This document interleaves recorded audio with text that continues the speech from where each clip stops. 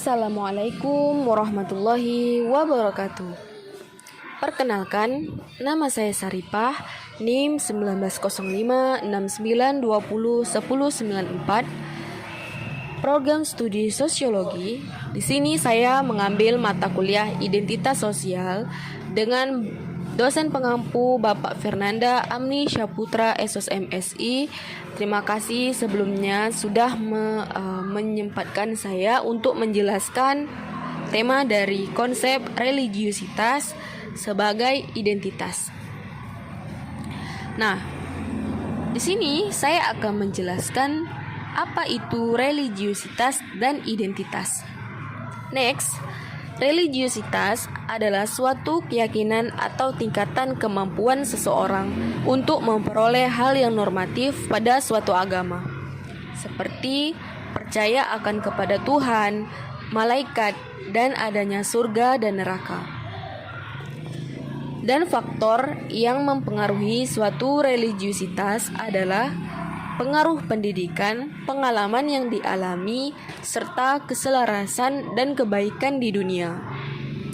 Sedangkan identitas adalah seseorang yang memiliki tanda, ciri, atau jati diri yang melekat pada suatu individu atau kelompok. Yang membedakannya apa? Yang membedakannya dengan yang lainnya seperti identitas pada gender, etnis, budaya, profesi, dan lain-lainnya. Bukankah kita tahu bahwa Indonesia adalah suatu negara yang terdiri dari warga negara yang sangat religius?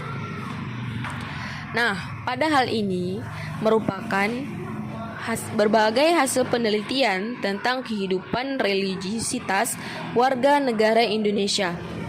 Salah satunya ialah warga negara Indonesia sebagai pemeluk agama Islam terbesar di dunia. Selain itu, identitas yang muncul tentang warga negara dengan pemeluk Islam terbanyak di dunia. Sesungguhnya telah menunjukkan bahwa pada dunia, bangsa Indonesia merupakan bangsa yang mampu menyandingkan antara agama dengan ilmu pengetahuan. Selain itu, kewarganegaraan religius di Indonesia juga ditandai dengan keniscayaan, yakni bangsa Indonesia sebagai negara multikultural terbesar di dunia, baik dengan suku, budaya, bahasa, dan agama. Yang secara resmi di Indonesia yang memiliki 6 agama, yaitu Islam, Buddha, Konghucu, Hindu, Kristen, dan Protestan. Dalam hal ini telah ditetapkan dalam pasal 1 nomor 1 tentang pencegahan penyalahgunaan atau penodaan agama. Nah, dalam hal ini bisa disimpulkan bahwa bangsa Indonesia sangat memperhatikan religiusitas warga negaranya. Bahkan pada suatu identitas masyarakatnya telah ada suatu KTP yang mencantumkan agama individu tersebut. Dalam hal ini nampak jelas bahwa bangsa Indonesia sangat menjunjung tinggi nilai ketuhanan yang Maha Esa dan menolak berbagai sekularisme. Jadi, pada individu itu memiliki bagian yang tidak bisa terpisahkan dari perkembangan tahap-tahap kehidupan individu sebagai manusia. Pada perubahan tersebut berasal dari adanya krisis yang menjadi bagian utama setiap tahapan kehidupan individu.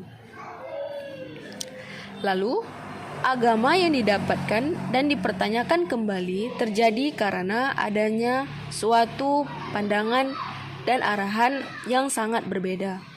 Dari pandangan itu, ia menguji pada pandangan dan kepercayaan yang dimiliki.